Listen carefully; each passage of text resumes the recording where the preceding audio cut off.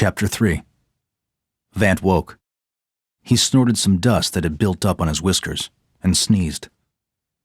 He scraped crust from his eyes, and when they regained focus, he oriented himself to his environment, including the bed of bones on which he lay. In his blackout, he had been deposited in death's tortuous tunnel near the entrance to the cavern. The carved faces of misery surrounding him gasped for breath. Anyone else hungover? Vant asked them. He assessed his condition. Hands healed, teeth back in, no unsealed holes in the skin. All essentials appeared to be in working order. Could use a haircut, though. Definitely a shave. He ran his fingers across his neck and tickled his battle scar. It served as a staunch reminder that something horrid, that death, had in fact cut his head off. Several failed attempts to right himself on the pile of corpses caused the scraps to displace. Among the depths of decay, he noticed a twinkle. It was a familiar and very welcome sight. A corpo capsule. He dug into the heap and unearthed a pellet. It sparkled green when cleared of a coat of grime. Vant shoved it into his mouth, but there was no saliva to help him swallow. He spat it out and scrambled through the bones looking for another pill, which he soon found. This one sparkled blue. He popped it into his mouth, bit down, and enjoyed the greatest sensation he had known in ages: moisture. Vant savored the luscious wetness of the capsule as it worked its miraculous science inside of him. Blue corpo capsules, when ingested, sparked a controlled reaction which bonded the hydrogen and oxygen present within the pockets of a living body to create water. With his thirst quenched, he tried the green pill again. This time it slid down his lubricated throat. Sheer bliss. Energy capsules were packed with synthesized proteins, vitamins, amino acids, and a high volume of calories to provide nutrition and restore vitality. The topper was a gas that expanded inside the stomach to create the satisfaction of fullness after only one dose. After this feast of a lifetime, or a few lifetimes in Vant's case, he shoveled through the heap in search of additional flickering treasures. The remains contained a hidden stockpile of corpo capsules scattered among the expedition gear of the dead. He connected the dots in his mind. The adventurers who had traveled this far into the wasteland would have required nourishment, and unlike Vant, not everyone had the convenience of immortality.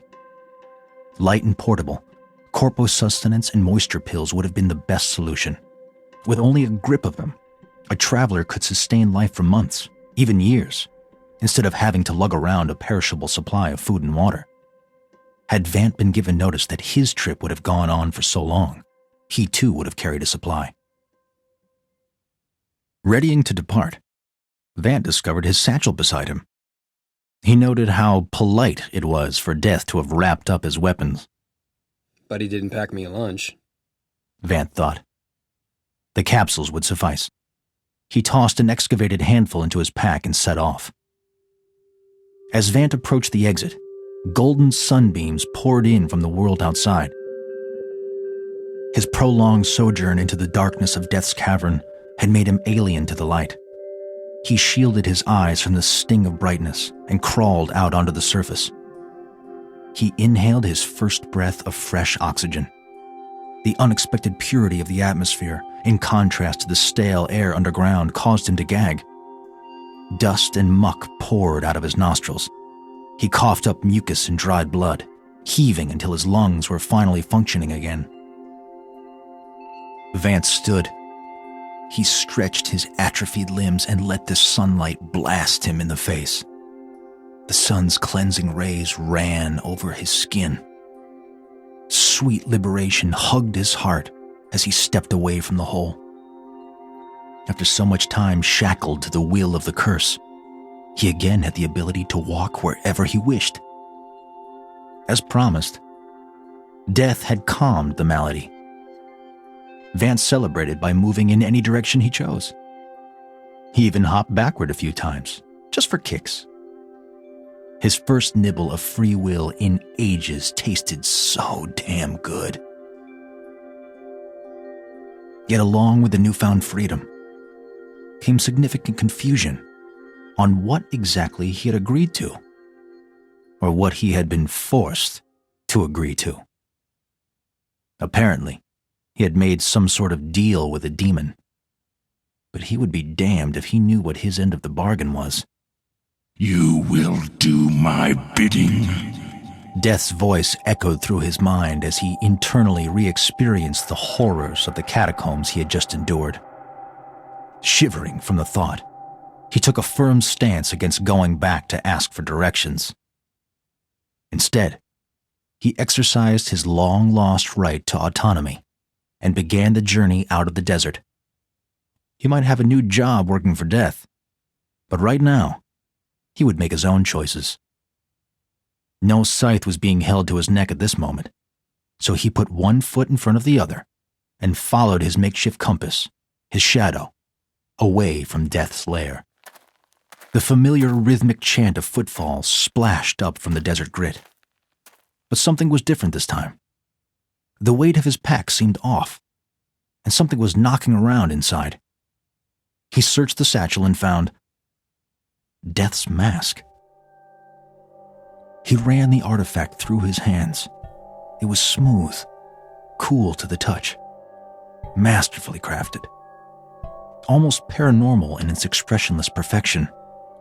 It was the purest of white, although it did not glow as it had when worn by Death. Vant's fingers brushed across the soft, inviting texture of the underside. He inched the mask toward his face. When close, it leapt from his hands and latched onto his skin. The icy chill Vant had experienced when Death gazed into his soul returned to his body. The world became inky black, yet somehow he could still see, feel the environment around him. The contours of the sand, the outlines of the clouds, the stone and gravel. Everything took on an otherworldly, ethereal quality. Vant was captivated by his arms, which left multicolored trails in their movement. The mask was reacting to him and to the world around him, but what exactly it was trying to say was lost on him. Some bidding, Vant thought in regard to Death's cryptic guidance. He tugged at the mask, which had fused to his skin at the edges. It disconnected, but it did not relent easily. It wanted to be on his face. Vant hiked on.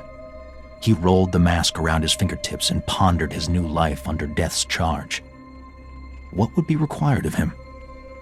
What did Death mean by, You must placate the urges inside. would the curse someday return?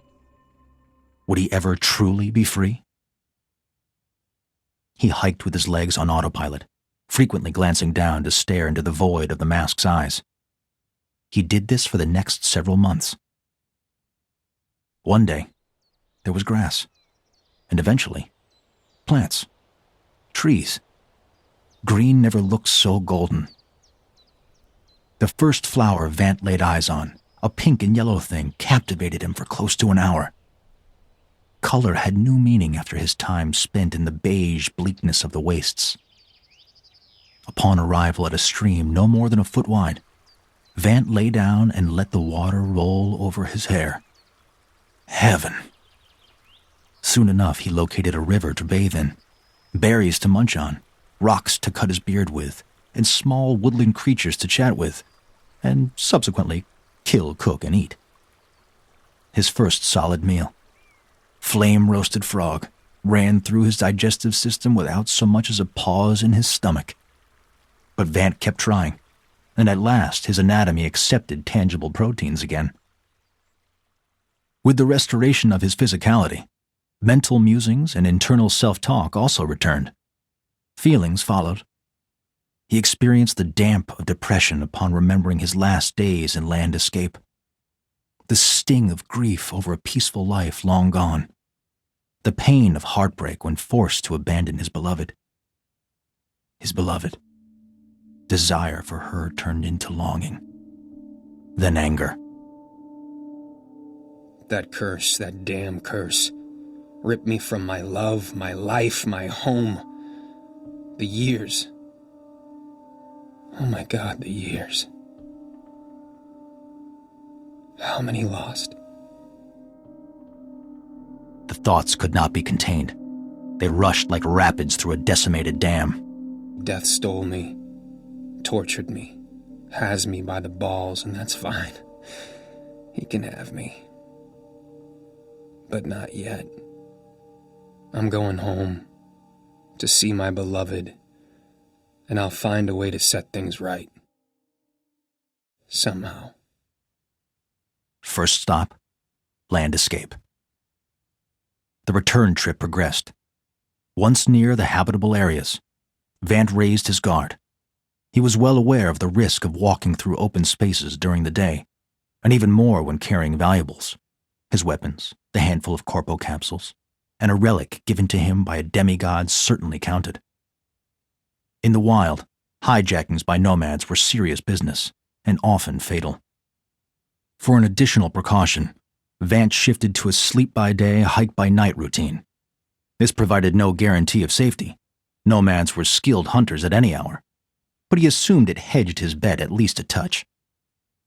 While he based his navigation upon celestial objects and topographical patterns, it was a sound that confirmed he was heading in the right direction. The subtle, yet unmistakable shoom of a corpo bot in flight.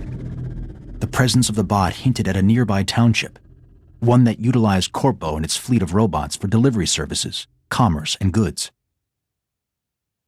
The automatons were wondrous devices, marvels of technological craftsmanship and impressive for their versatility. They flew with immediacy, and most deliveries were done in minutes due to their efficient network of hubs.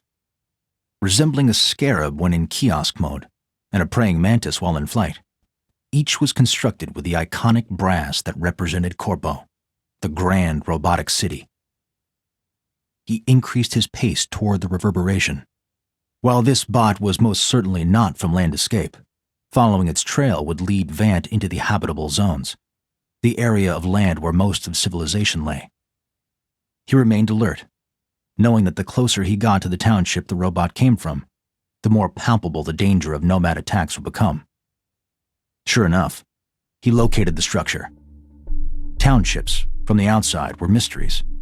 No one knew what treasures, or perils, waited inside. Vant had enough experience to know that land escape, the last dogma-free township, meant safety, while any other, such as this one, could very well suck him up and never spit him out. Over the years, many a wanderer had been seduced by the possibility of a warm bed or hot meal, only to fall victim to indoctrination, imprisonment, or an even worse fate. The hexagonal structure before Vant looked as if it had been airdropped into the isolated pocket of land. While the building was non-conforming to the rugged surroundings of the wilderness, the township's once white walls were now coated in dirt from a substantial period of neglect. Townships often displayed iconography to convey the nature of their prevalent beliefs. This served the purposes of either attracting wanderers who would be welcomed as potential converts, or frightening away any unwelcome guests. The renderings on this particular township's walls were simple and sterile, neutral, but welcoming. Basic shapes indicated sickly people being cared for and injuries being treated. Dogmatic societies dedicated themselves beyond the point of obsession to one methodology, and only one, as their solution to life extension. This township's dogma was clearly that of medical science as the hopeful path to everlasting life. Although its philosophy seemed sane enough, Vant was still skittish. No dogmatic township was to be trusted, as their psychoses often ran deep from vast numbers of years spent toiling in isolation. Even dogmatic societies with the best of intentions were feverishly protective of their ways of life. Yet more than the town's belief system, there was something else triggering Vant's nervous intuition. The culprit was the front door, or lack thereof. It had been pulverized, and all that remained was a mess of concrete and rubble. Someone or something had attacked this town. Impossible, Vant thought, even though the evidence was right there in front of him. His mind could not comprehend it. Wars of any kind, even small battles, had been non-existent for more than a century. Nomads, of course, were a threat to any township, but they were by nature disorganized. They had nowhere near the wherewithal to launch an offensive attack of such a scope. While another township could have been responsible, the dogmatics simply had no reason to go after one another. Resources were abundant thanks to Corpo, and land was plentiful in the habitable zones. But even more so, dogmatic societies considered contrarian beliefs to be a hindrance. As such, they all existed in unwavering, unconditional isolation. Eerier still, this place, at a glance, seemed empty. Vant listened for any indicators of life and heard nothing. He knew he should have been able to hear something, anything past the entrance, but it was silent. The indicators of conflict were far too great to ignore. Vant, who had been present for the final conflicts after the shift, knew this attack held tremendous significance. Ignoring his curiosity would have been an impossible battle. The fighter's blood within him had to see what was going on. He entered the keep. Immediately, the deeply self-important mindset of the township arose. In Media, all are cured, read an elaborate mural in the lobby. Marble-like statues displayed people in various states of sickness, with god and goddess-like saviors treating them. Several of the sculptures had been damaged, as had the wall separating the lobby from the main crux of the township. As if the invaders had carved a path right through. Deeper inside, the structure reeked of chemicals and disinfectants. The temperature regulation chilled Vant's skin. Chambers and chambers of clean rooms dotted the encampment. Each was full of elaborate devices designed to remove, manipulate, or repair human anatomy. Crystalline readouts projected intricate diagrams of the body. Many of the images showed the human form in positions it was not intended to be in, missing key body parts, or with invasive-looking devices placed inside questionable areas. Vant could see winding stairwells leading to lodgings, as well as dedicated areas for dining and quarantine. He peered down a hallway filled with laboratories where behind the glass of each room, he could make out mechanical devices for the purposes of experimentation. Most featured scalpels, corkscrews, and cutting devices. All of the rooms had shackles for restraining patients. Evidence of conflict was everywhere. Shattered glass, discarded weapons, and scorch marks from firearms. His inquisitiveness was running wild, but Vant had seen enough. He knew it was unwise to linger even one moment longer than he had to, so he darted back outside into the woodlands. Protected again by cover, he considered the implications of this discovery. Why the invasion? He wondered. The attackers did not hold the township for their own purposes, so territorial possession was clearly not the goal. Similarly, all of the equipment inside appeared undisturbed. Unless they were after something small and specific, this was not a robbery. If it were a righteous thing, certainly those responsible would have burned the place to the ground or left some kind of message. All of this added up to a seemingly senseless assault. Nothing seemed missing, except for the people, though Vant assumed they must have fled when the township was compromised. But no dead bodies. Not even one. He moved on from Medea and the mystery, though it traveled with him in his mind. After another Corpobot passed by overhead, Vant set course due north, underneath its trajectory following its lingering smoke trail. This meant he was navigating in the direction of Corpo, which served as the perfect landmark. The automated city was roughly 1,000 miles away, but if he headed in that direction, his route would eventually intersect with land escape. Vant traveled for another week before he spotted a clear indicator confirming his course. A small clump of vegetation on the forest floor held a bluish tint. It was faint, but detectable to savvy eyes. The foliage around land escape featured this unique coloration, so Vant knew the deeper the saturation became, the closer he drew to the township. Then one day, as the sun rose, there it was. The city was not hidden. It was far too expansive to hide. Yet painted blue patterns camouflaged the walls, matching the surrounding brush. The scope of the structure and the sounds of liveliness inside hinted at the thriving metropolis behind its grand walls. Walls that encompassed the city in a perfect circle and angled inward to an open apex. The fortifications were just steep enough to make climbing into the city an impossibility. Yet they allowed an abundance of sunshine and fresh air to stream in, along with Corpobots. Upon sight of the township, Vant became sentimental. Land Escape had sheltered him and been his home for many, many years. Still a good distance away, Vant circled the city until he located two massive trees carved into pillars, the symbolic barrier between Land Escape and the outside world. 200-foot-high steel doors rose up from behind the redwoods, like giant protectors of the city, and before them lay a thicket that represented a safe zone within the town's perimeter of protection. As he approached, his intuition overrode his senses. Nomads had to be nearby. This was their way, lying in wait for travelers arriving to the city or pouncing on deserters leaving it.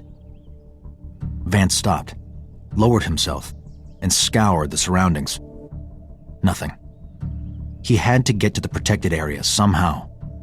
The savages would know better than to cause trouble within the perimeter, as bored city snipers could be itching for some target practice. An idea came to Vant. He quietly tucked into his satchel and located Death's mask. Let's see what this thing does when there are people around, Vant thought. He put it on. Ice coated his insides as the mask bonded to his face.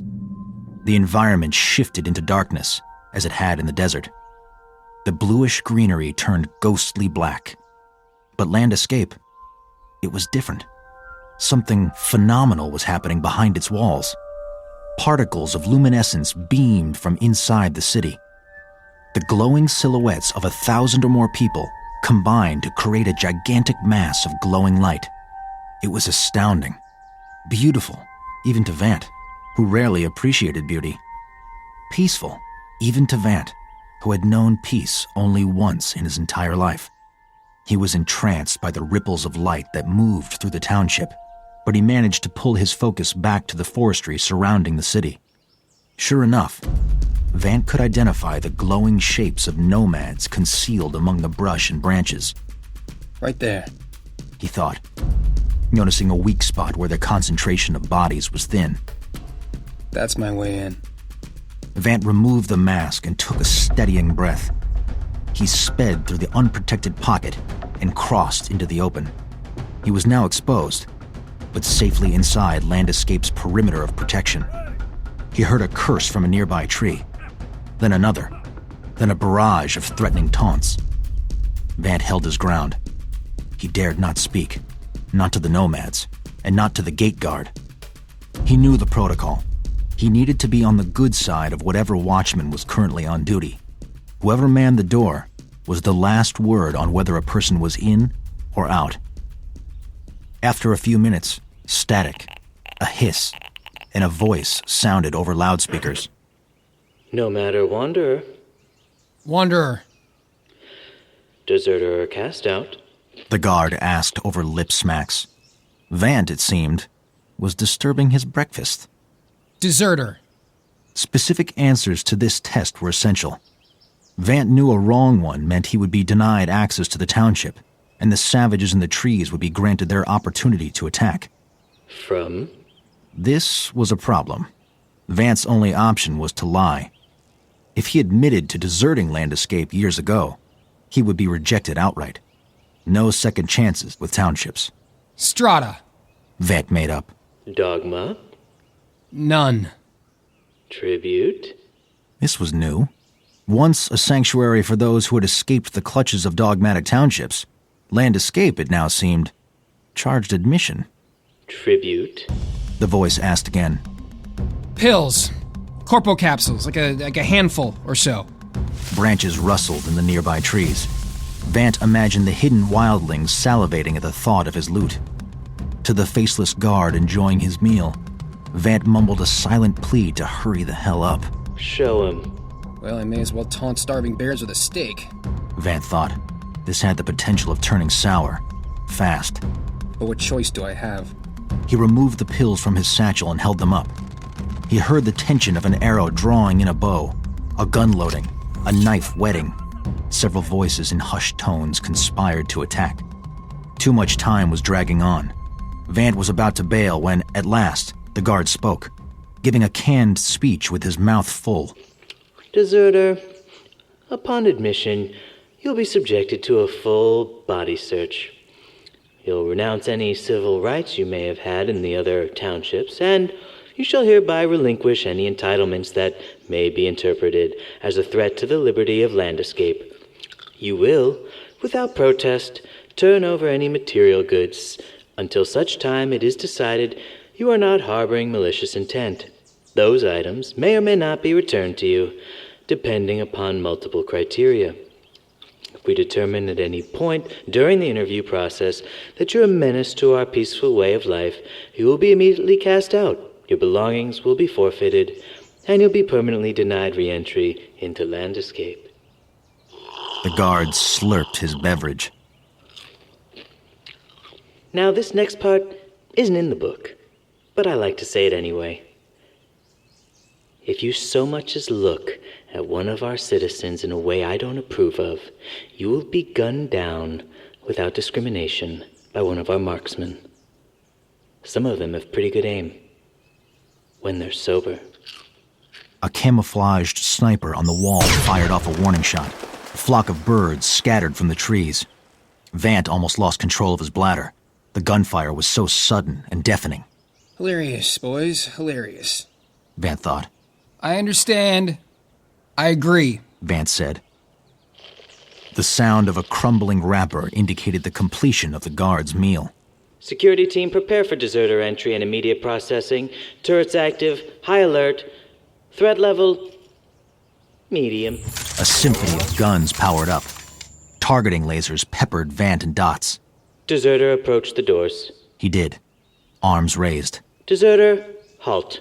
Deserter, remove all equipment and personal belongings and place them in the scanner. Vant dropped his satchel and robes into the chute, experiencing relief. Unless the nomads had an interest in his ratty undergarments, he was now safe from raiders. Deserter, step away. Vant stepped to the side. The enormous steel doors protecting the township cracked open, but only enough for a lone person to walk through. It made sense as to why, but Vant felt it quite anticlimactic for them to only open a few feet wide. Deserter, enter and submit. Vant walked through the entrance. Deserter, on your knees. He knelt. A detail of guards surrounded him. They pointed firearms at his head. The door slammed shut behind him.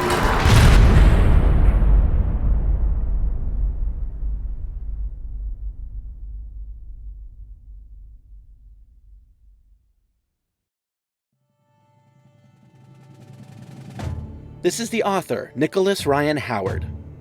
During this brief intermission, I'd like to personally thank you for beginning your journey into the world of Mortal Enemy. This audio experience was independently created by over 100 talented souls, and on behalf of the entire cast and crew, thank you for choosing to spend your time with us.